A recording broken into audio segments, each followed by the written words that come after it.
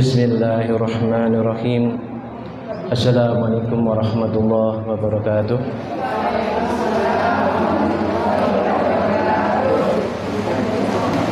Alhamdulillahirabbil alamin. Allahumma shalli wa sallim wa barik ala hadzal nabiyil karim sayyidina wa maulana Muhammadin wa ala alihi wa sahbihi ajma'in. Amma ba'du. Yang sangat kita hormati ibu-ibu pengurus Majelis Taklim Masjid Al-Hakim Villa Gading Permata.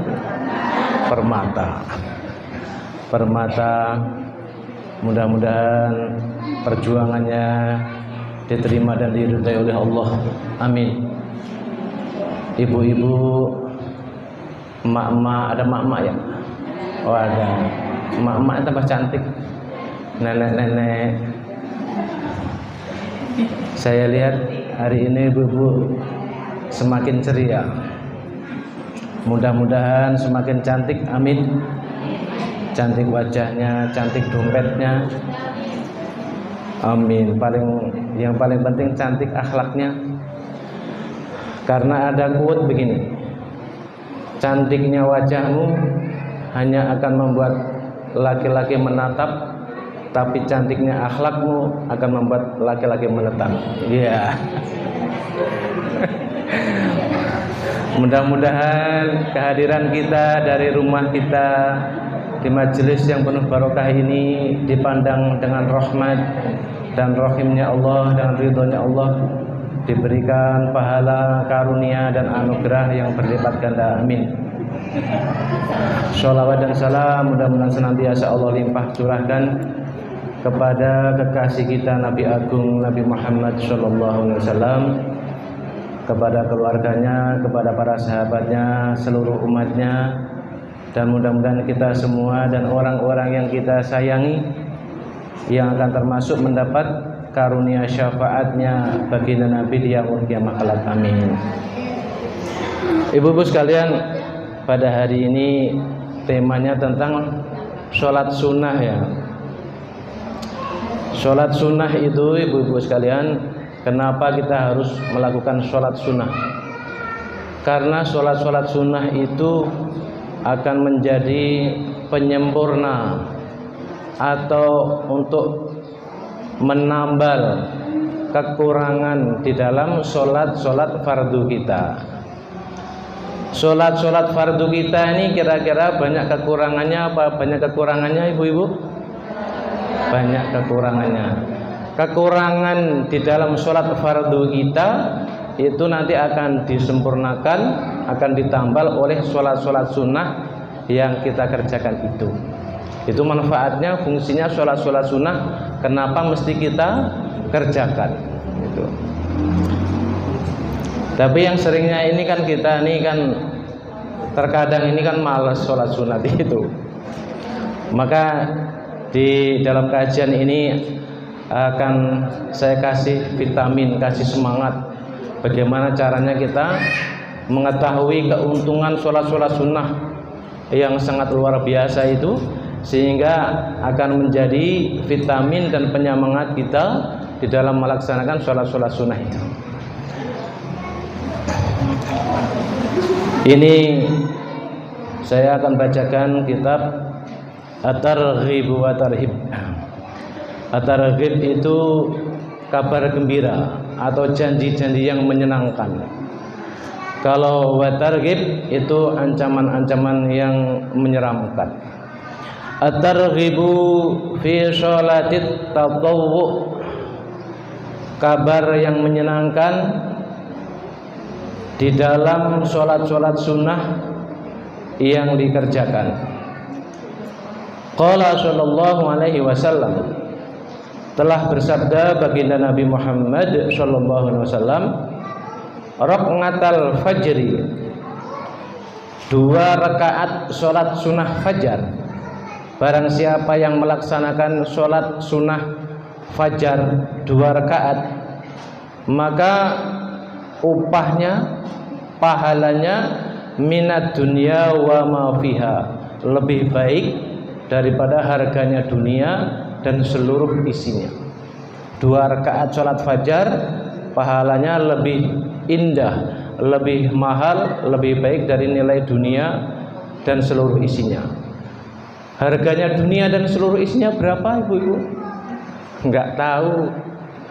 Kalau seandainya ada orang yang memberi hadiah kepada ibu-ibu ini seluruh rumah dan tanah di Villa Gading Permata ini, waduh, ini nilainya luar biasa, diberikan kepada kita satu orang, udah puluhan miliar, mungkin bisa ratusan miliar ini.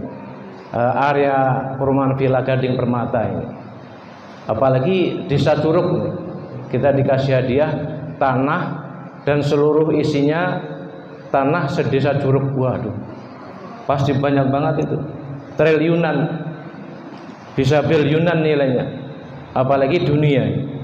Jadi barang siapa yang melaksanakan 2 rakaat sholat fajar, Allah akan memberikan pahala yang pahalanya itu lebih indah, lebih banyak, lebih berharga dari nilai dunia, harga dunia dan seluruh isinya. Sholat fajar ini sama sholat qobliyah subuh ini sama nggak, Pak Ustadz? Kadang-kadang kan begitu. Kadang-kadang kita kan masih ragu-ragu di situ ya. Kan kalau niatnya kan berbeda ini. Kalau sholat fajar itu ya usolli sunatan fajri rakaataini lillahi ta'ala, kurang lebih begitu kalau sholat fajar. Kalau qobliyah subuh kan usolli sunatan qobliyata subhi rakaataini lillahi ta'ala, niatnya beda kan. Maka sebagian besar ulama mengatakan bahwa sholat fajar ini tersendiri. Nah, kapan waktu melaksanakan sholat fajar ini? Itu kurang lebih 4 menit sebelum masuknya adzan subuh.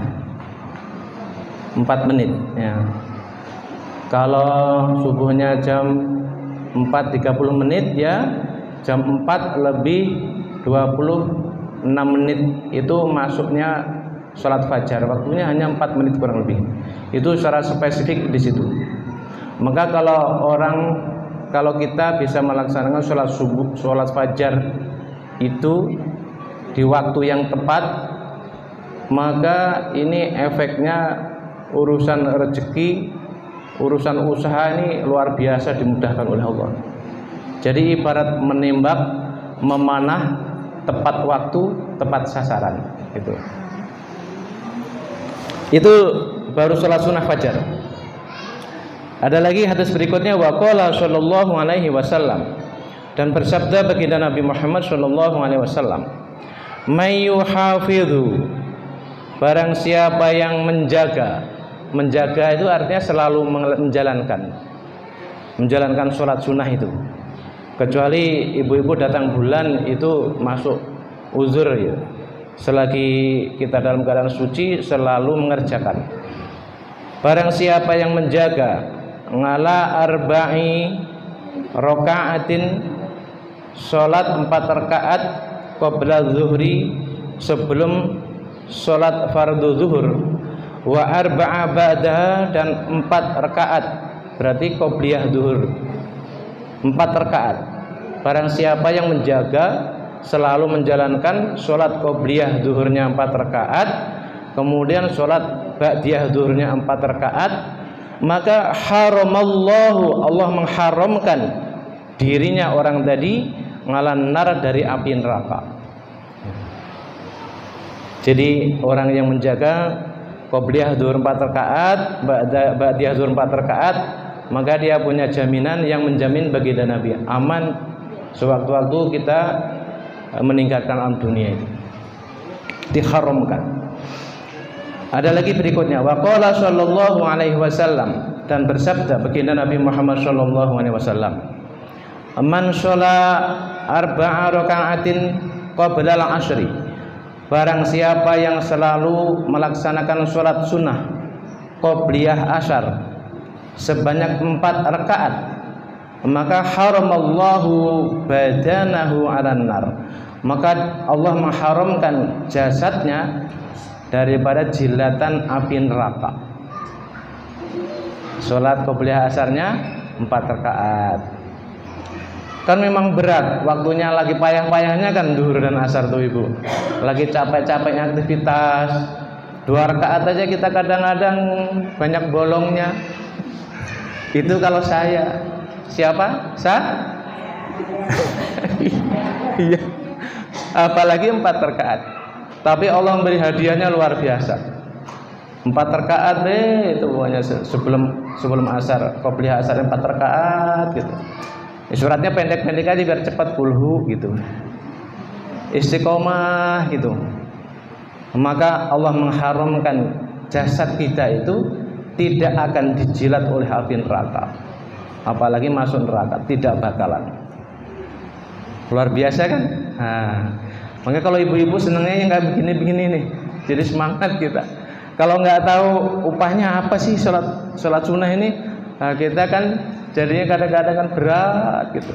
Kalau tahu keuntungannya begini, mudah-mudahan nanti menjadi semangat.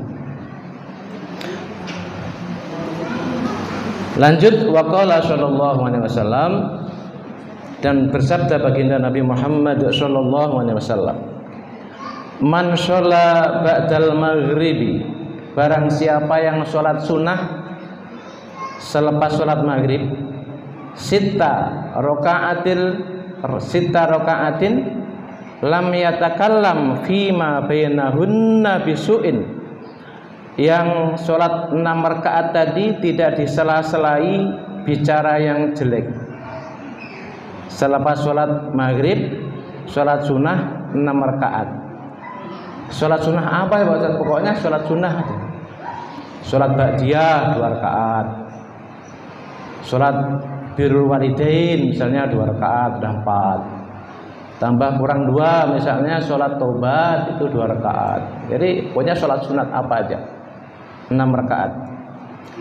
Jadi siapa yang selepas sholat maghrib sholat sunnah 6 rakaat, di sela-sela sholat 6 rakaat itu tidak bicara jelek, maka ngadalna bing ibadati sinta asyarata sanatan, orang itu akan diringankan, dimudahkan di dalam urusan ibadahnya selama 12 tahun.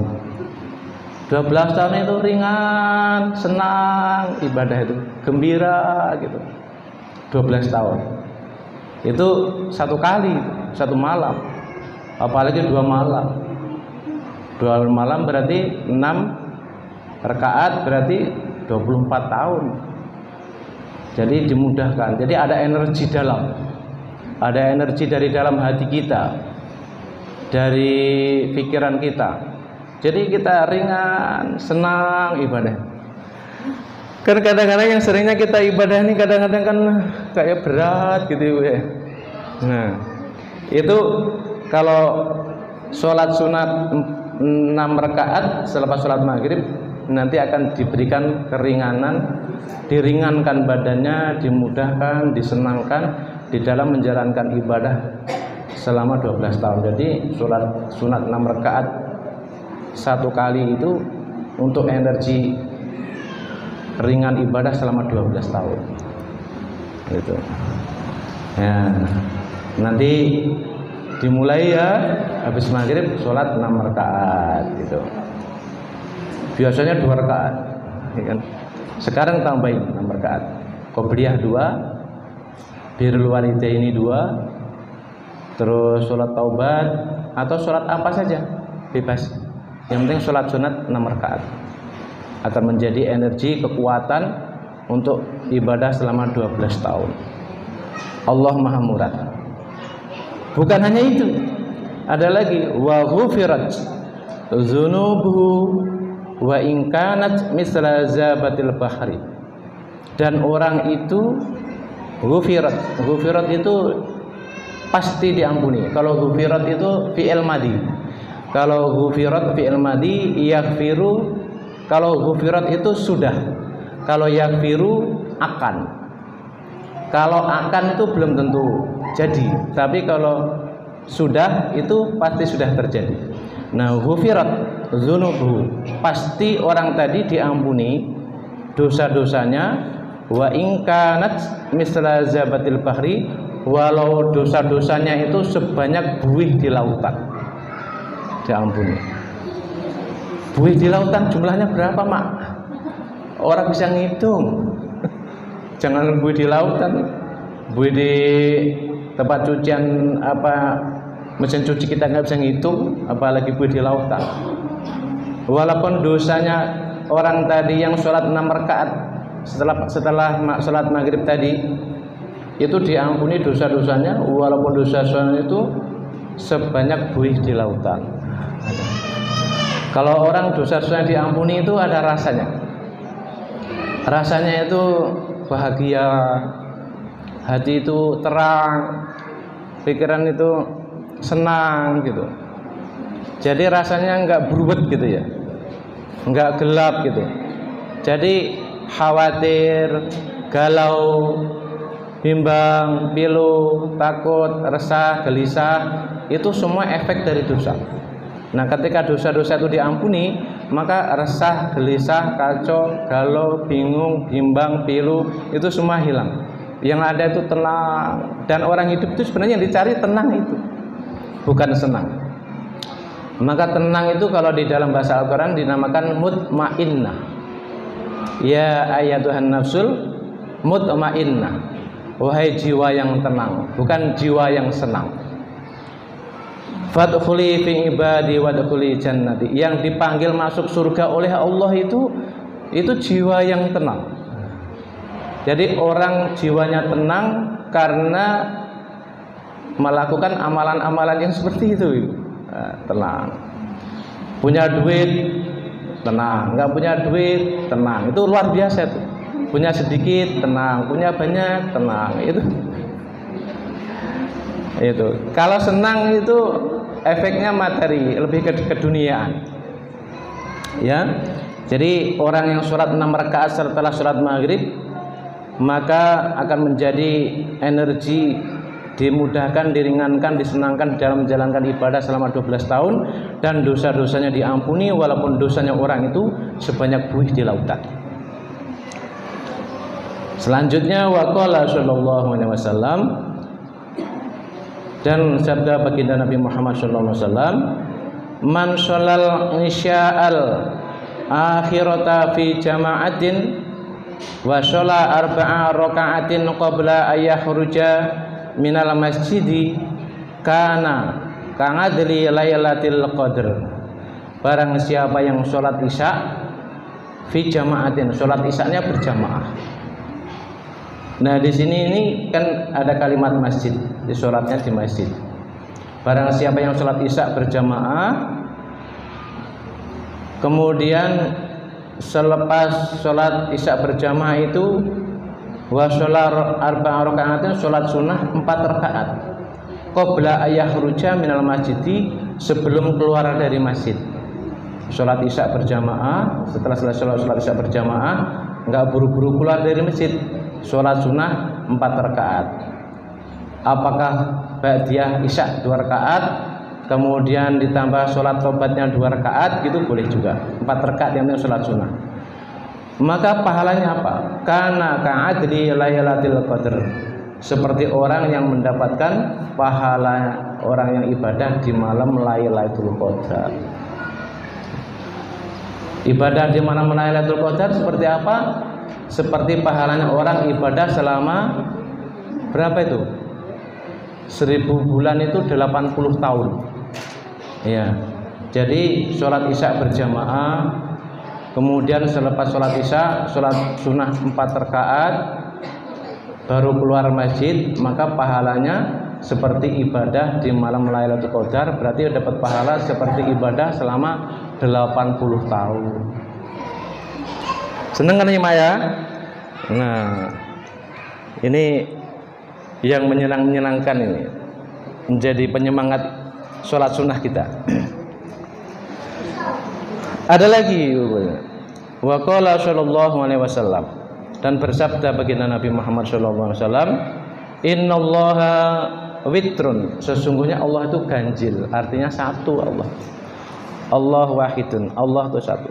Sesungguhnya Allah itu ganjil. Yuhibbul witro, dan Allah senang kepada sholat witir gitu.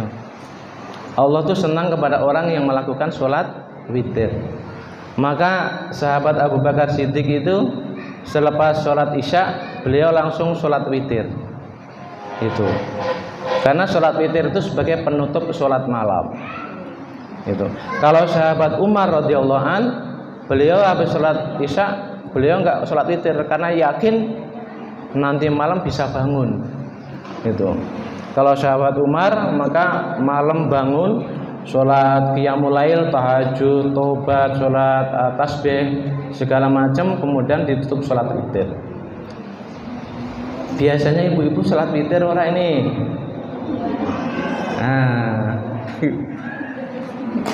Wa malam, barang siapa yang tidak yutir, barang siapa yang tidak senang dengan sholat witir, ini kata Nabi, barang siapa yang tidak senang dengan sholat witir, falaisa minna, maka dia bukan termasuk umatku.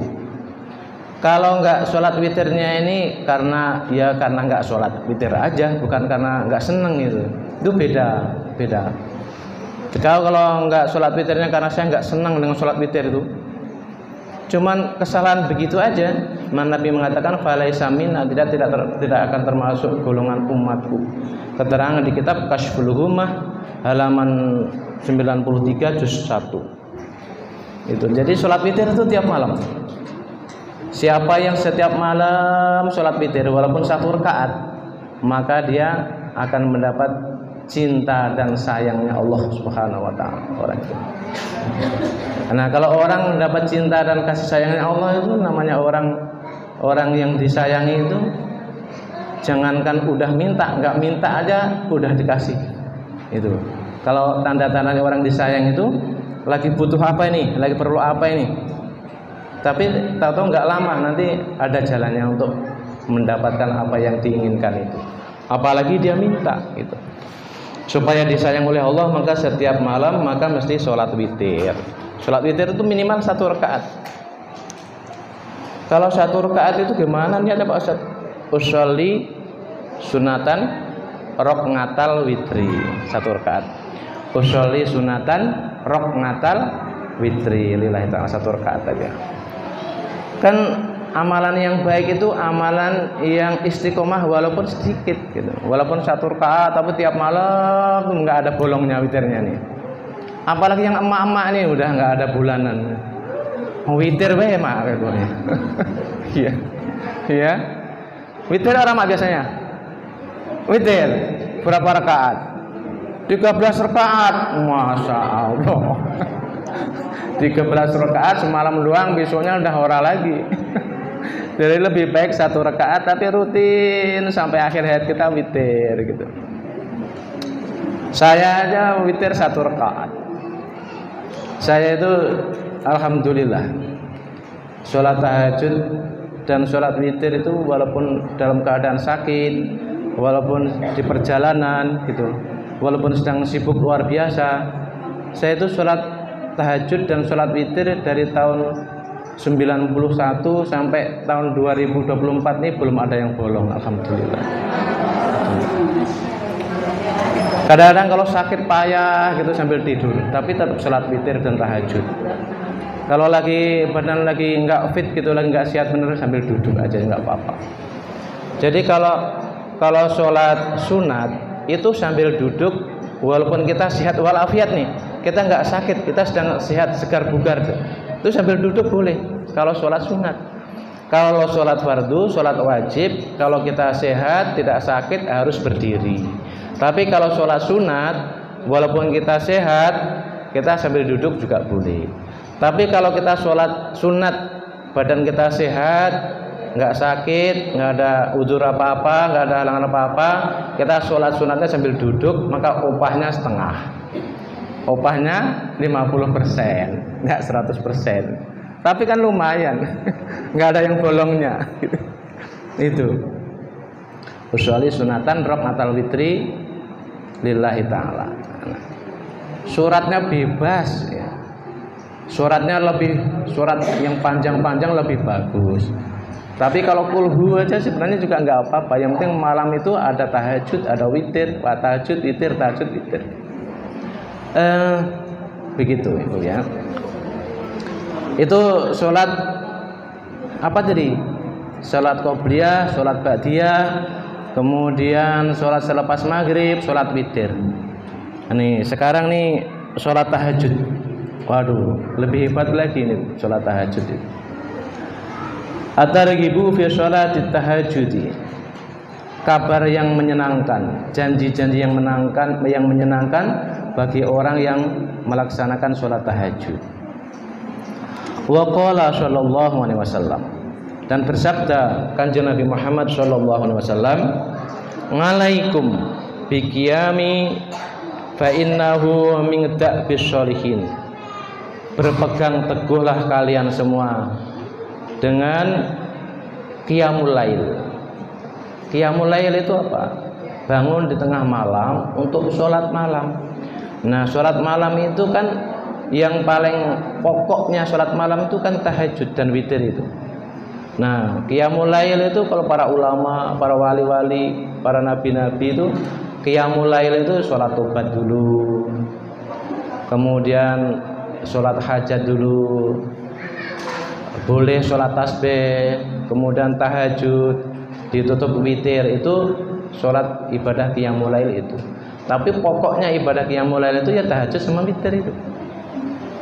Tahajud 2 rakaat, witir 1 udah cukup itu. Iya, 3 rakaat itu. Jadi walaupun 3 rakaat tapi tiap malam, walaupun 3 rakaat sambil duduk tapi tiap malam nggak ada yang bolong, nggak ada yang absen. Itu Allah lebih senang amalan yang sedikit, yang sederhana tapi istiqomah. Gitu.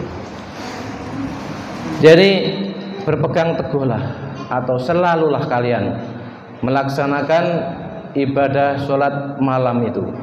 Fa innahu, karena sholat malam itu min da'bis sholihin, itu ciri khasnya orang-orang yang soleh dan solehah. Ciri khasnya orang soleh dan solehah itu sholat tahajud itu. Bukannya sedekah. Kalau sedekah itu orang kafir bisa melakukan. Kalau ada tsunami itu orang-orang non muslim itu mereka memberinya besar-besaran, puluhan miliar, ratusan miliar kalau di luar negeri itu sedekah. Jadi sedekah itu orang non muslim pun bisa, bahkan mereka lebih gede-gedean itu di dalam sedekah. Bukan juga sholat 5 waktu. Sholat 5 waktu orang munafik juga bisa melakukan. Innal munafiqina yukhadi'una wallahu khadi'uhum wa idza qamu ila sholati qamu kusala yura'una an-nas wa la yadhkuruna Allah illa qalila. Orang munafik itu sholat juga 5 waktu itu. Jadi, tapi bukan ciri khasnya orang soleh. Ciri khasnya orang soleh dan solehah itu orang yang selalu melaksanakan sholat tahajud. Itu menjadi ciri khasnya orang yang soleh dan solehah itu tahajud itu. Gitu. Kalau bangun di tengah malam sholat tahajud itu orang munafik itu nggak kuat, nggak punya daya, dia nggak kuat. Apalagi orang non muslim nggak mungkin sholat tahajud gitu. Maka Nabi mengatakan berpegang teguhlah dan selalulah melaksanakan sholat tahajud itu, karena itu menjadi ciri khasnya orang yang soleh dan soleha qablakum, sebelum kalian. Kemudian sholat tahajud itu wa qurbatun ila rabbikum, menjadi sarana mendekatkan diri kepada Tuhanmu yang sebaik-baiknya. Sholat tahajud itu menjadi sarana kita nih dekat kepada Allah yang sedekat-dekatnya. Gitu. Ada orang dekat sama presiden, ada yang dekat banget. Nah, ini kalau tahajud ini orang itu akan menjadi dekat banget dengan Allah. Gitu. Kalau orang dekat itu, misalnya anak sama orang tua itu kan dekat banget Ibu ya. Kalau anak itu dekat sama orang tuanya, kemudian anak itu ada yang jahili gitu, ada yang enggak laki gitu pas lagi main, dia baru teriak mama atau ayah gitu, mama ayah langsung cepat-cepat keluar tuh. Kenapa? Baru teriak mama ayah. Kalau orang yang dekat dengan Allah dijahati orang, dengkiin orang, disalahin orang, baru nyebut Allah, Allah langsung turun tangan itu untuk membela, dibela Allah itu. Orang yang jahat-jahat sama kita, yang hasud, yang dengki, yang melakukan hal-hal yang tidak baik itu nanti akan dikalahkan oleh Allah. Kalau kita dekat banget dengan Allah. Nah, syaratnya tahajud, ya. Kemudian keuntungan fadilah tahajud yang berikutnya, wa manhatun nganil asam. Salat tahajud itu bisa menjadi pencegah perbuatan dosa. Nih, salat tahajud itu menjadi pencegah perbuatan dosa. Kalau orang itu rutin tahajudnya, maka anggota badannya, anggota tubuhnya akan dijaga, dikendalikan oleh Allah, tidak akan digunakan untuk menyakiti orang lain. Itu, terutama lesannya. Lesannya dikendalikan oleh Allah. Jadi tahajud itu, ibu-ibu, perhatiin, tahajud itu ibarat pedang. Badan kita, anggota badan kita, mata, telinga, lesan kita, tangan, kaki, pikiran, hati, ini ibaratnya sarung pedang. Tahajud itu seperti pedang, anggota badan kita ini seperti sarung pedang. Kalau orang itu tadi malam tahajud, maka ibaratnya siang ini pedang itu telah dimasukkan ke dalam sarungnya. Maka pedang itu pasti kalau kita bawa ke pasar, ke tempat keramaian, ke kerumunan orang, maka aman, pedang kita tidak akan melukai orang. Tapi kalau tadi malam nggak tahajud, maka ibaratnya kita punya pedang nggak dimasukkan ke sarungnya. Kita datang ke tempat kerumunan orang, keramaian orang, ke pasar, maka pedang kita itu, kita tidak sengaja pun pedang itu bisa melukai orang. Kita nggak sengaja itu, centeng ini pedangnya, kadang melukai orang di sekelilingnya. Kita nggak sengaja atau nggak sengaja, pedang itu potensi melukai orang. Yang melukai itu ya lisan kita. Kadang kalau malam nggak tahajud, ini lisannya bahaya. Kita nggak sengaja atau melukai anak kita, melukai suami, melukai saudara, melukai teman, melukai tetangga. Tapi kalau malam tahajud dijamin aman. Sepanjang hari itu lisan kita akan dijaga oleh Allah, tidak akan menyakiti siapapun. Mata juga tidak akan menyakitin orang. Mata menyakitin orang, bisa merokin orang. Mulut kadang kan begitu. Nah, itu kalau tahajud itu seperti itu. Maka tahajud itu menjadi sarana mencegah anggota badan kita tidak melakukan perbuatan salah dan dosa-dosa kalau tahajud itu, sengaja ataupun tidak sengaja. Kemudian manfaat tahajud selanjutnya, wa takfiru lisayyi'at, tahajud akan menjadi sarana melebur dosa-dosa kita. Jadi tahajud akan melebur dosa-dosa kita. Menghapus itu kayaknya masih biasa-biasa aja menghapus itu. Kalau melebur itu pasti yang keras-keras, yang besar-besar itu dilebur itu. Dosa-dosa besar itu dilebur. Kalau dosa-dosa kecil mungkin dihapus itu. Innal hasanati yudhibna sayyi'at. Dosa-dosa kecil itu bisa terhapus dengan melakukan amal-amal kebaikan yang biasa-biasa saja. Tapi tahajud itu dosa-dosa besar, dosa-dosa yang disengaja, tidak disengaja, dosa lama, dosa baru, dosa dilakukan terang-terangan, dosa dilakukan sembunyi-sembunyi, kesalahan-kesalahan masalah akidahnya, kesalahan imannya, kesalahan ibadahnya, kesalahan akhlaknya, kesalahan muasyaratnya, itu akan kesalahan-kesalahan semua tadi akan dilebur, dibersihkan dengan melalui sholat tahajud itu. Luar biasa.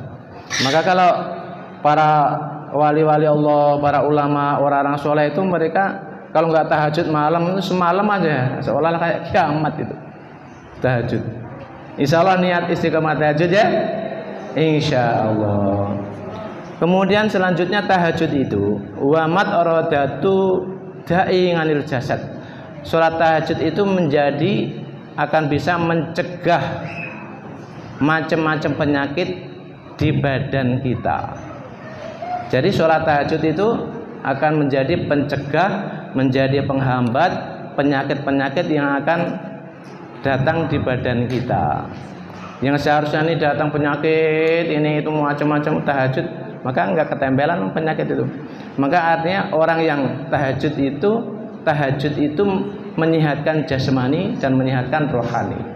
Tahajud itu ya 2 rakaat tapi rutin ya, menjadi penghalang, menjadi pencegah segala macam penyakit kepada jasad kita. Tahajud itu tahajud ya. Ibu-ibu biasa sholat duha. Nah, sekarang sholat duha. Seperti apa itu sholat duha itu? Keuntungannya, pahalanya. At-targhibu fi sholatid duha. Kabar yang menyenangkan, janji-janji yang menyenangkan di dalam sholat duha. Qala sallallahu alaihi wasallam, bersabda baginda Nabi Muhammad sallallahu alaihi wasallam, man hafadha, barang siapa yang menjaga, ngala syuf'atid duha, 2 rakaat sholat duha. Jadi setiap hari 2 rakaat dijaga 2 rakaat sholat duha. Pahalanya apa? Ghufirat lahu dzunubuhu, pasti diampuni dosa-dosanya, sama kayak tadi. Wa in kanat misla zabatil bahri, walaupun dosa-dosanya itu sebanyak buih di lautan. Hadis riwayat Ibnu Hibban, Bukhari dan Muslim. Setiap hari sholat duha 2 rakaat. Asal kita dalam keadaan suci ya, setiap hari 2 rakaat. Enaknya sholat duha itu sebelum aktivitas, ibu-ibu. Sholat duha itu mulainya kapan sih Pak Ustaz? Sholat duha itu kalau menurut hitungan jam ya, sekarang soalnya sudah zaman modern ya. Kalau sholat duha itu kan awalnya sholat duha itu masuknya sholat isyraq. Isyraq artinya sholat isyraq, sholat pagi. Kalau isra artinya berjalan, Isra Mi'raj. Kalau isyraq artinya sholat pagi. Nah, awalnya sholat isyraq itu 90 menit setelah masuknya sholat subuh. 90 menit. Kalau sholat subuhnya jam 4.30 berarti jam berapa tuh 90 menitnya? Ayo dihitung ayo. Sholat subuhnya jam 4.30 tambah 90 menit. Jam 6 tepat. Nah, berarti jam 6 tepat itu waktunya kita melakukan sholat isyraq. Di sini nggak ada sholat isyraq keterangannya. Cuman sholat isyraq itu siapa yang sholat isyraq 4 rakaat 90 menit setelah masuk waktu subuh, kita sholat isyraq 4 rakaat. Pahalanya seperti pahalanya orang haji yang umroh yang mabrur. Dikatakan mabrur 3 kali oleh Rasulullah. Sholat isyraq. Biasa sholat isyraq ibu-ibu. Ya, baru dengar. Yang sudah biasa sholat isyraq dilanjutkan. Yang belum sholat isyraq coba 4 rakaat saja sholat isyraq, pahalanya seperti melaksanakan haji dan umroh yang mabrur. 3 kali dikatakan mabrur oleh kanjeng Nabi. Maka sholat isyraq itu dikatakan hajinya kalau sholat isyraq 4 rakaat berarti kita seolah-olah seperti udah ibadah haji, seolah-olah seperti itu. Tapi keutamanya tidak bisa sama. Si Mak udah pergi haji, Mak udah haji apa? Haji isyraq. Kalau isyraq 4 rakaat jadi pahalanya pahala haji. Itu. Nah, setelah sholat isyraq itu awalnya masuk waktu duha. Berarti kira-kira sekitar 6:30 itu sudah 6:30 udah boleh melaksanakan sholat duha. Jadi ibu-ibu sebelum mulai aktivitas itu sholat duha dulu itu lebih enak itu. Kalau sudah macam-macam ngerjain udah kemana-mana udah apa sholat duha itu ada boro-boro gitu itu udah ribet dah ya. Tapi kalau udah sholat duha kemudian baru bekerja ngapain juga, mau ngarit kayak mau macul mau apa mau kemana-mana udah tenang sholat duha itu. Jadi barang siapa yang menjaga, namanya menjaga itu apa? Kayak kiper sepak bola itu menjaga bola di mana? Kiper sepak bola itu menjaga bolanya di depan gawang. Kalau di belakang gawang masuk terus di belakang gawang, harus di depan gawang. Oh ini misalnya nih jam 6:30 kurang 10 menit udah siap-siap tuh, namanya menjaga. Menjaga itu di depan, menjaga bola di depan gawang. Menjaga duha sebelum masuk waktu duha udah siap-siap. Menjaga sholat fardu sebelum masuk azan sudah siap-siap. Itu namanya menjaga. Jadi barang siapa yang menjaga sholat duha 2 rakaat, maka pasti diampuni dosa-dosanya orang itu, walaupun dosanya sebanyak buih di lautan. Wa qala sallallahu alaihi wasallam, dan bersabda baginda Nabi sallallahu alaihi wasallam,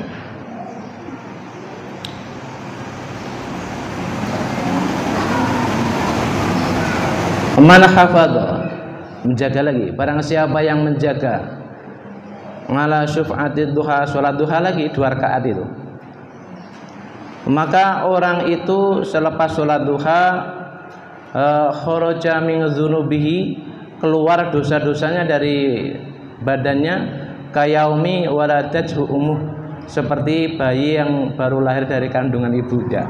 Senang ya, Pak?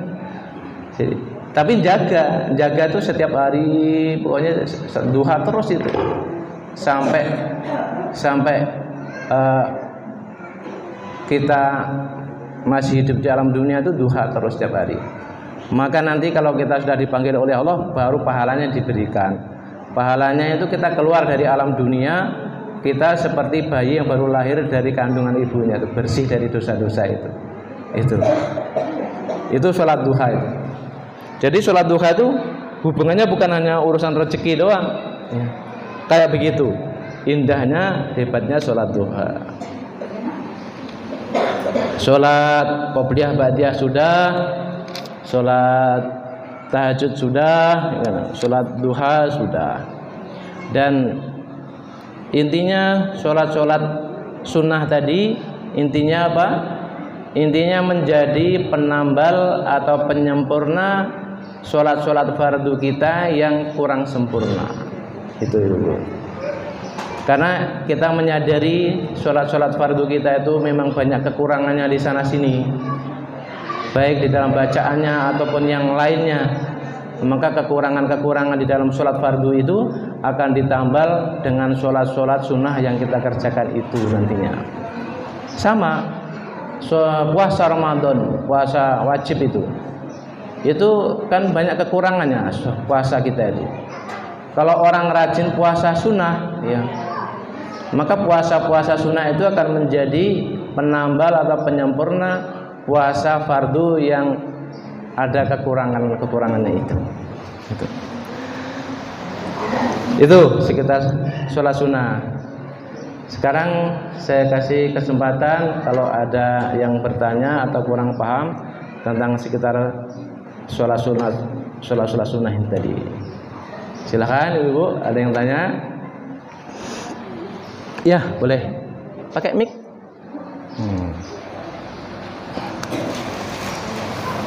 Ya, nama.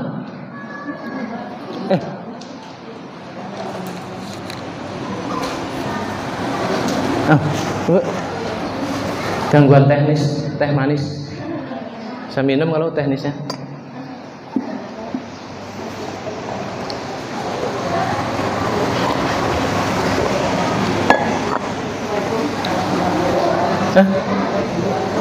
Bisa?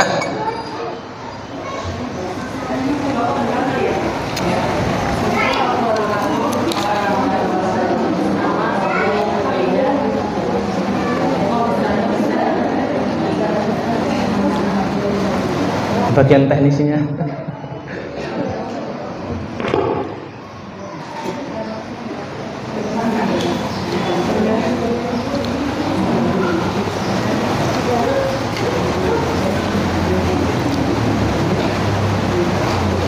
Bisa diingat-ingat Ibu tadi ya tentang pahala sholat sunnah tadi ya.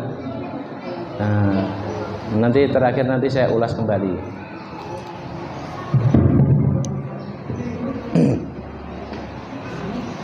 Ya, assalamualaikum warahmatullahi wabarakatuh. Waalaikumsalam warahmatullahi wabarakatuh. Saya setuju beda. Ya. Jadi pertanyaan Ustaz terkait sholat Isra tadi ya. Itu kan berarti waktunya 90 menit setelah sholat subuh. Ya. Berarti untuk melaksanakannya setelah sholat Isra dilanjutkan sholat duha itu atau seperti apa? Apakah ada jedaannya lagi? Apakah memang bisa disambung aja? Baik. Sholat duha, apakah setelah sholat isyraq bisa langsung disambung sholat duha? Setelah sholat isyraq boleh langsung sholat duha, karena masuknya waktu isyraq itu awal dari waktu duha. Jadi kalau ibu sholat isyraq dulu 2 rakaat juga boleh. 4 rakaat. Kalau 2 rakaat pahalanya enggak pahala haji dan umroh yang mabrur tadi. Itu. Setelah sholat isyraq 2 rakaat, setelah itu langsung sholat duha lanjut. Boleh. Gitu. Kalau isyraq itu usolli sunatan isyraqi rakaataini lillahi ta'ala. 2 rakaat. Itu kalau 4 rakaat. Itu. Gitu Ibu? Baik.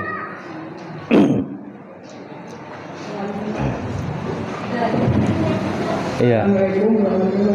Waalaikumsalam warahmatullahi wabarakatuh. Saya mau tanya sholat tahajud. Habis isa kan belum tidur sampai jam 2 dan 3. Boleh nggak itu sholat tahajud? Baik. Jadi habis sholat isya nggak bisa tidur sampai jam 12 malam. Boleh nggak langsung sholat tahajud? Jadi ibu-ibu sekalian, tidur dulu itu lebih baik.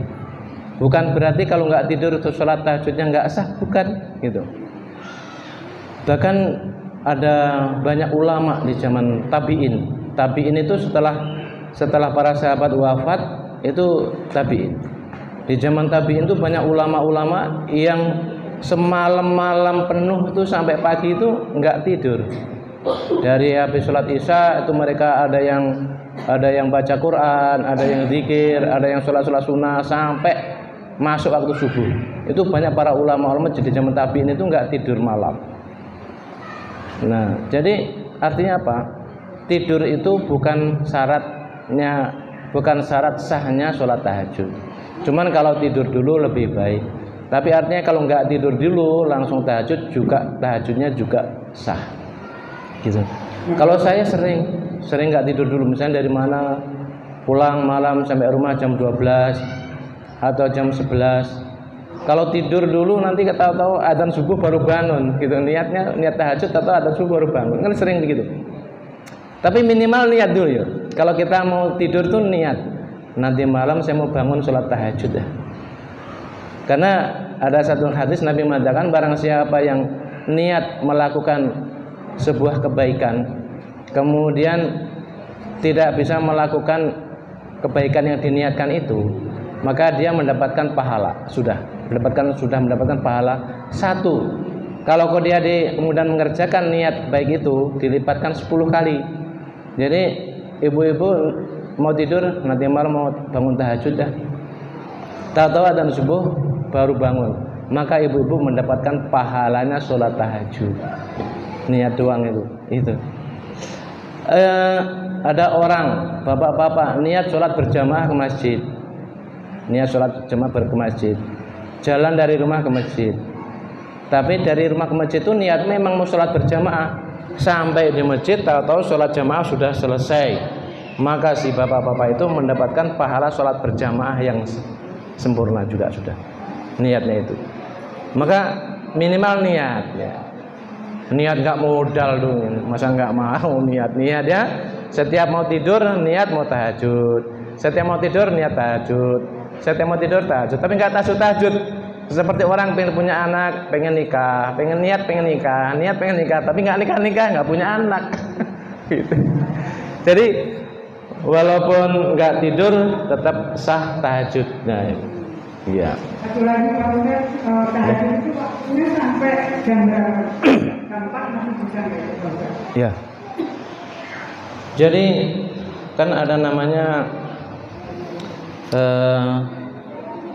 tengah malam ya. Malam itu namanya malam itu dimulai dari kapan? Kalau malam itu dimulai dari masuknya waktu maghrib. Jadi kalau kita bulan Ramadan yang kita mulainya berbuka puasa itu.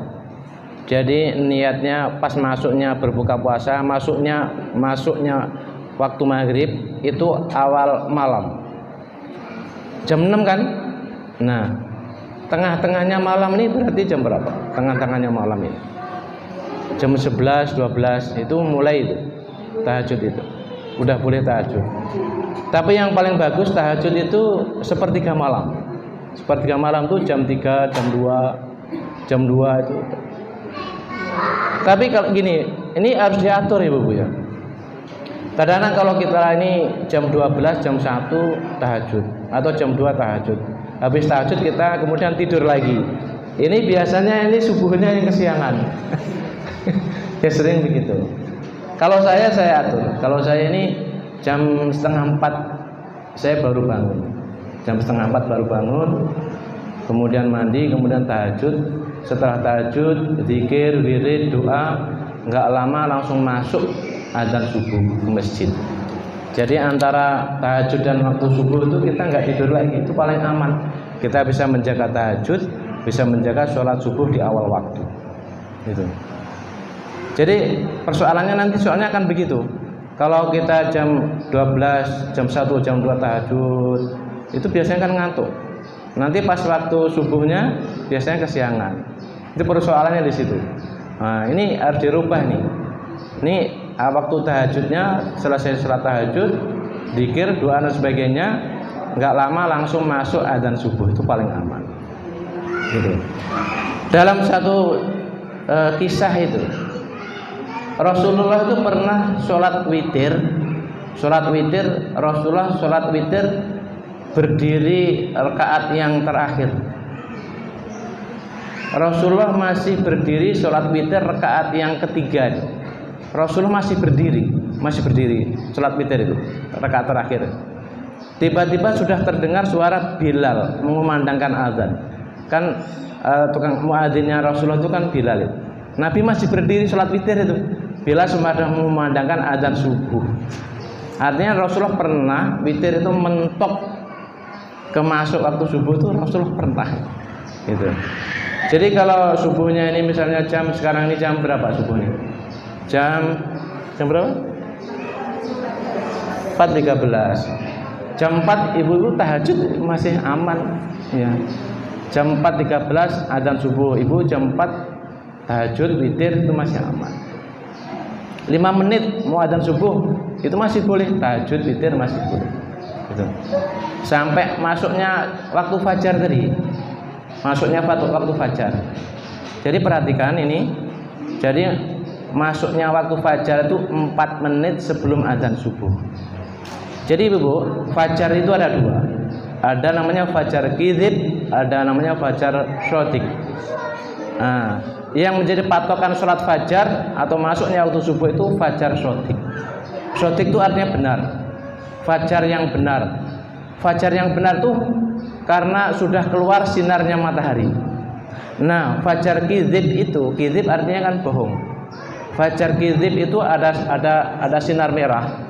Kalau pagi-pagi cuaca terang itu enggak mendung tuh, kita keluar rumah itu di ufuk timur tuh ada kira-kira jam 4-an itu. Jam 4-an itu ada sinar merah.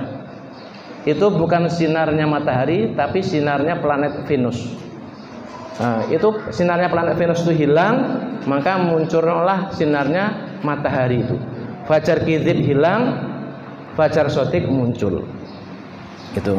Jadi sebelum munculnya fajar shodiq itu masih boleh sholat tahajud, sholat witir itu.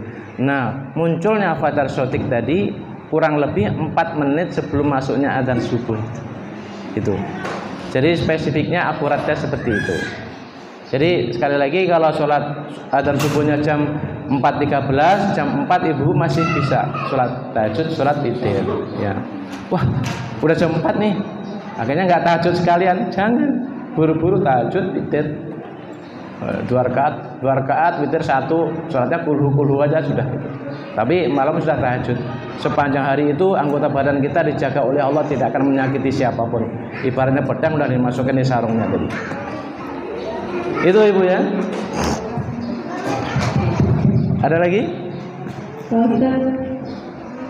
Ya. Assalamualaikum warahmatullahi wabarakatuh. Waalaikumsalam warahmatullahi wabarakatuh. Mengenai di bulan Ramadan itu kan kita ada sholat tarawih ya. Sholat tarawih. Nah, keutamaannya sholat ba'diyah isya dengan sholat tarawih itu, kalau kita nggak sholat ba'diyah isya tapi kita sholat tarawih itu gimana kan? Atau lebih penting yang didahulukan yang mana? Terima kasih. Assalamualaikum. Waalaikumsalam. Sholat bulan Ramadan, mana penting sholat ba'diyah isya sama sholat tarawih. Jadi bulan Ramadan itu kita tetap sholat ba'diyah isya, tetap sholat ba'diyah isya. Ada satu keterangan itu, sholat ba'diyah isya 2 rakaat itu lebih utama sebanding dengan sholat tarawih itu, kedudukannya itu. Maka sholat ba'diyah isya itu penting tetap dijalankan gitu. Kalau kita tarawihnya nanti 4 rakaat terus pulang misalnya, tapi kita sudah sholat ba'diyah isya, itu pahalanya sudah luar biasa bagus. Jadi sholat ba'diyah isya tetap dijalankan dulu, baru sholat tarawih. Jangan sampai kita meninggalkan sholat ba'diyah isya kemudian sholat tarawih. Tetap dijaga sholat ba'diyah isya-nya. Gitu, Ibu ya. Nah, ada lagi?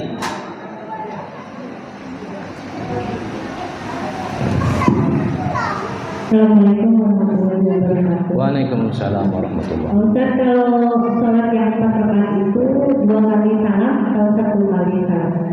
Iya, sholat yang 4 rakaat dan 4 rakaat tadi itu 2 rakaat salam, 2 rakaat salam, 2 rakaat salam. Jadi nggak langsung 4 rakaat. Ya, itu. Baik. Ada lagi? Assalamualaikum warahmatullahi wabarakatuh. Biasanya kalau sholat subuh kan kita baca qunut ya, Ustaz? Ya. Nah, tapi mungkin pas suatu saat kita jadi jamaah dengan imam yang tidak baca qunut, itu bagaimana? Kita harus baca sendiri atau ngikutin imamnya aja baca? Iya. Terima kasih. Sholat subuh biasa kita baca doa qunut.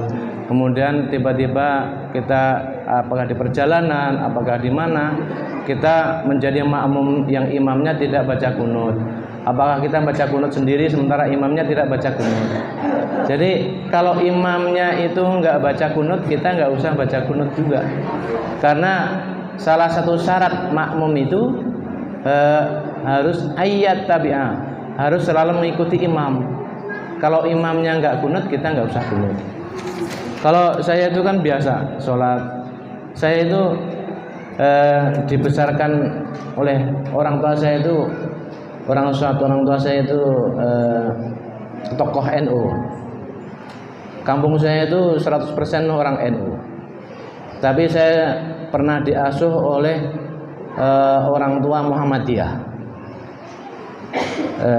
Saya dan orang tua asuh saya yang Muhammadiyah itu punya masjid. Saya disuruh kalau pas lagi di situ disuruh ukur, nanti kamu kalau ke masjid kamu imamin ya. Jadi saya biasa ngimamin di masjid NU biasa, ngimamin di masjid Muhammadiyah biasa. Kalau saya di masjid NU pasti qunut. Kalau saya ngimamin di masjid Muhammadiyah ya saya nggak qunut. Gitu. Jadi kalau imamnya nggak qunut, kita nggak usah qunut gitu. Jadi imamnya sudah sujud, kita tak tahu qunut sendiri begini. Ini orang lihat kita malah aneh gitu ya. Iya. Jadi baca qunut itu, baca doa qunut apa? Sunat apa ibu-ibu? Baca doa kunut itu sunat hayat. Sunat hayat itu bukan fardu dan bukan bagian daripada dan bukan bagian yang harus dilakukan ketika sholat itu, hayat itu. Tapi kalau ibu bersini baca kunut ya saya baca kunut. Jadi baca ada kalimat di kunut itu, wa barik li fima a'toit. Itu ibu. Kalau ibu baca kunut sampai kalimat wa barik li fima a'toit itu baca sungguh-sungguh. Artinya apa tuh? Wa barik li itu ya Allah berkahilah fima a'toit, apa-apa yang kau berikan kepadaku. Ya Allah berkahilah apa-apa yang kau berikan kepadaku ya Allah. Yang diberikan ke ibu-ibu apa? Yang diberikan ke ibu-ibu itu suami. Kalau baca wa barik li fima a'toit sungguh-sungguh, apa-apa yang Allah berikan berkahi, suaminya berkahi, anak-anaknya berkahi, rumahnya berkah, ilmunya berkah, rezekinya berkah, temannya berkah, diberi tangganya berkah. Berkah itu apa? Berkah itu biziyadatil khair. Kita diberi tapi tambah kebaikannya. Ada yang diberi tapi tambah kusutnya. Itu berarti nggak berkah kan? Dari diberi tambah baiknya, biziyadatil khair. Jadi wa barik li fima a'toit itu baca sungguh-sungguh dari lubuk hati kita pas kalimat itu. Begitu ibu ya. Ada lagi? Di mana ibu ada lagi yang masih mau bertanya? Ya boleh. Ya silakan Bu. Ya, Assalamualaikum warahmatullahi wabarakatuh. Waalaikumsalam warahmatullahi wabarakatuh. Izin bertanya berkaitan dengan sholat sunnah yang tadi. Ibu siapa? Iya. Ya baik. Izin bertanya tentang sholat sunnah yang sekarang. Ya. Berkaitan dengan sholat sunnah ini, bagaimana cara kita, terutama mungkin ibu ya, dan ibu saya sendiri, untuk bisa istiqomah gitu kan dalam menjalankan sholat sunnah. Karena terkadang yang sulit itu memulainya yang besar gitu. Dan dari kita mungkin ibu-ibu masih ada haid gitu, ketika haid kan kita lepas gitu. Nah ketika memulainya lagi setelah haid itu rasanya agak berat gitu. Iya. Mungkin bisa diberikan kiat-kiat dari Ustaz gitu supaya kita istiqomah gitu. Terima kasih. Wassalamualaikum warahmatullahi wabarakatuh. Waalaikumsalam warahmatullahi wabarakatuh. Bagaimana sholat sunnah itu bisa istiqomah kita jalankan? Kiat-kiatnya gini, ibu-ibu bisa melakukan sholat 6 rakaat tadi itu, ya kan? Sholat 6 rakaat setelah sholat maghrib, maka orang itu akan diringankan, dimudahkan di dalam mengerjakan ibadahnya selama 12 tahun. Ibu-ibu sholat 6 rakaat itu terus malam ini, besoknya tahu beda nih, wah bener nih, ringan. Sholat sunnah, sholat fardu, baca Quran, apapun jadi ringan, jadi mudah, gitu. Jadi senang gitu. Melakukan ibadah itu dengan menyenangkan, dengan happy bisa gitu. Atau kiatnya begini. Jadi gini, Ibu. Sesuatu yang diulang-ulang selama 40 hari, 40 malam, maka itu akan menjadi sifat.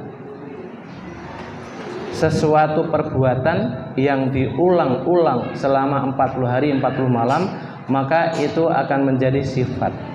Sifat itu apa? Apakah yang namanya sifat itu? Sifat itu sesuatu yang menyatu, seperti manis menyatu dengan gula, nggak bisa dipisah. Antara manis dan gula nggak bisa dipisah. Kalau asin menyatu dengan garam nggak bisa dipisah itu. Kalau asinnya sayur dicuci, mungkin itu sayurnya bisa hilang asinnya. Tapi kalau asin menyatu dengan garam nggak bisa dipisah. Sifat itu seperti itu. Jadi satu perbuatan diulang-ulang selama 40 hari 40 malam. Jadi kalau ibu-ibu ini sholat tahajud selama 40 hari 40 malam, maka malam yang ke-41 itu beda tuh, lebih ringan. Tapi kan nggak mungkin karena ada bulanan kan. Ya, bulanan itu nanti kan akhirnya dimaklumi oleh Allah karena memang tidak bisa dihindari. Selepas kita suci, kita langsung sambung lagi sampai dihitung sampai 40 malam tahajud. Kalau ibu-ibu 40 malam tahajud, walaupun tadi sudah terpotong oleh datang bulan tadi, maka itu nanti kesananya itu tahajudnya ringan. Sholat apa saja itu dikerjakan selama 40 hari 40 malam. Kalau kepotong datang bulan tadi itu dimaklumi Allah, tapi selepas suci nyambung lagi. Dihitunglah sampai 40. Proses jadinya manusia di dalam kandungan seorang ibu aja per 40 hari.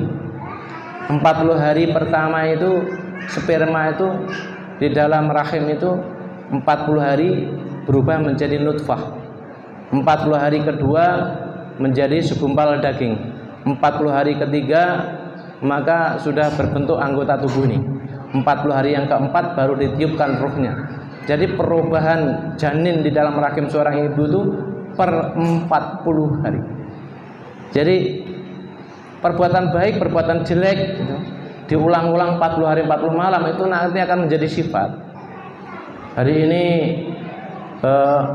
kalau ada orang hari ini main gaple gitu bapak-bapak, besoknya malam gaple lagi, 40 malam main gaple. Itu kalau nggak main gaple itu rasanya hidup tuh nggak nikmat itu. melakukan dosa itu malah nikmat itu contohnya seperti itu kiat-kiatnya itu ibu ya. Nah nanti malam habis sholat maghrib sholat sunat 4 rakaat, qobliyah 2, birrul walidain 2, sholat tobat atau sholat hajat 2, 4 rakaat. Nanti kesananya itu ibu rasakan begitu ringan kita tuh menjalankan segala ibadah apapun gitu. Ada lagi? Kalau nggak ada, ini satu lagi, ibu. Tahajud itu, ibu. Tahajud itu Allah jadikan menjadi ruh kata. Jadi sholat tahajud itu Allah jadikan menjadi ruh kata kita, menjadi ruhnya suara kita. Kalau malam ini kita tahajud, maka sepanjang hari itu suara kita itu ada ruhnya. Kata-kata kita ada ruhnya. Kata-kata kalau ada ruhnya disampaikan kepada suami, kepada anak, kepada siapapun, maka akan masuk di hati dan akan merubah kehidupan orang yang kita sampaikan itu. Tapi kalau nggak tahajud, maka suara kita, kata-kata kita ini nggak ada ruhnya. Nah, kata-kata atau suara yang nggak ada ruhnya itu biasanya masuk kuping kanan, keluar kuping kiri. Masih untung kalau masuk kuping tuh, banyak nggak masuk kuping, itu nggak ada ruhnya. Tapi kalau ada ruhnya, suara kita itu masuk kuping kanan, itu nggak akan keluar kuping kiri. Masuk kuping kanan langsung turun di hati, langsung masuk ke pikiran orang itu. Maka akan dicerna dan akan direalisasikan apa yang kita sampaikan itu, kata-kata itu. Apalagi seorang ibu-ibu yang punya anak, yang punya cucu, ibu-ibu yang menginginkan suaminya itu mesti seperti apa, maka ibu-ibu suaranya harus ada rohnya. Nah, roh suara itu adanya di dalam tahajud. Gitu ibu-ibu ya. Penting kan tahajud? Nah, penting. Cukup? Ada lagi? Cukup ya? Ada ilmunya hari ini ibu-ibu. Saya ulas sekali lagi ya, biar ini ringkasannya aja, ulasannya saja. Qala sallallahu alaihi wasallam raka'atul fajri khairun minad dunya wa ma fiha. Pahalanya 2 rakaat salat fajar lebih baik dari dunia dan seluruh isinya. May yuhafidhu ala arba'a raka'atin qabla dhuhri wa arba'a ba'daha haramallahu 'alan nar. Barang siapa yang menjaga sholat qobliyah zuhur 4 rakaat dan ba'diyah zuhur 4 rakaat, Allah haramkan dia daripada api neraka. Man sholat arba'a raka'atin qabla al-'ashri haramallahu badanahu 'alan nar. Barang siapa yang menjaga sholat qobliyah asar 4 rakaat, maka diharamkan oleh Allah jasadnya daripada jilatan api neraka. Man sholat ba'dal maghribi 6 raka'atin lam yatakallam fima bainahunna bisu'in ngadalna bi'ada bi'ibadati sinta asyara sanatan. Barang siapa yang setelah sholat maghrib melakukan sholat sunnah 6 rakaat dan di antara 6 rakaat sholat sunnah tadi tidak disela-sela bicara yang jelek, maka akan diringankan, dimudahkan di dalam menjalankan ibadah selama 12 tahun dan diampuni dosa-dosanya. Wa in kana mislu zabatil bahri, walaupun dosa-dosanya sebanyak buih di lautan. Man sholal isya'al akhirata fi jama'atin wa shola arba'a raka'atin qabla yakhruju minal masjidi kana kang adli lailatul qadri. Barang siapa yang sholat isya berjamaah, selepas sholat isya berjamaah melakukan sebelum keluar dari masjid melakukan sholat sunnah 4 rakaat, maka pahalanya seperti beribadah di malam Lailatul Qadar. Innallaha witrun yuhibbul witra. Allah itu ganjil dan senang dengan orang-orang yang melakukan sholat witir. Wa malam yutir falaysa minna. Barang siapa yang benci dengan sholat witir, maka dia bukan termasuk golongan umatku. Pahala sholat tahajud. Wa qala sallallahu alaihi wasallam, "Alaikum bi qiyamil laili fa innahu min da'bi sholihin." Berpegang teguhlah atau istiqomahlah atau rutinkanlah sholat tahajud itu, karena itu menjadi ciri khasnya orang-orang yang soleh dan solehah qablakum, sebelum kalian semua. Wa qurbatun ila rabbikum, dan menjadi sarana mendekat kepada Allah Subhanahu wa taala. Wa manhatun anil asam, dan akan menjadi pencegah perbuatan dosa. Wa takfirul sayiat, akan menjadi pelebur daripada dosa-dosa. Wa mataradatud da'i anil jasad, dan akan menjadi pencegah penyakit kepada jasad kita. Kemudian sholat duha, man hafadha ala syuf'ati duha ghufirat lahu dzunubuhu wa in kanat misla zabatil bahri. Barang siapa yang menjaga 2 rakaat sholat duha setiap hari, maka diampunilah dosa-dosanya orang itu walaupun dosanya sebanyak buih di lautan. Itu ya ringkasannya, ulasannya. Mudah-mudahan bisa diingat, mudah-mudahan bisa menjadi penyemangat kita di dalam melaksanakan atau menjalankan sholat-sholat sunnah. Bu ya, insya Allah. Kita tutup. Sebelumnya kita doa. Sebelum doa kita baca surat Al-Fatihah 1 kali. Karena baca Fatihah itu al-Fatihatu liman quri'at lahu. Jadi bacaan Fatihah itu menjadi hajat apapun bagi pembacanya.